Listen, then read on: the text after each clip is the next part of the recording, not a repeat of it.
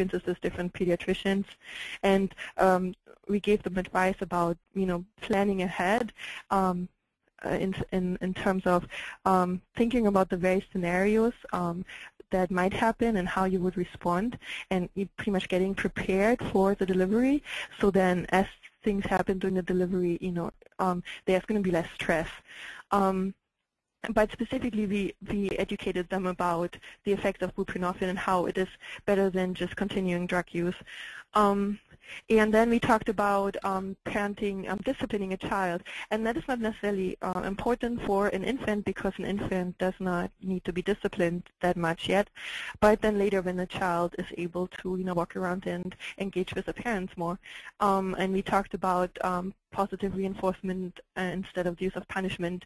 And instead of using corporal punishment, we talked about using timeouts. So we explained what corporal punishment is and how much it should be used. And we actually had one mother who we think was a really good parent, and she was a very good role model, saying that she doesn't really need to punish her child with really punitive measures, because she always tells the child how much she loves the child and how beautiful the child is. So just the idea of loving on the child was really important to give them.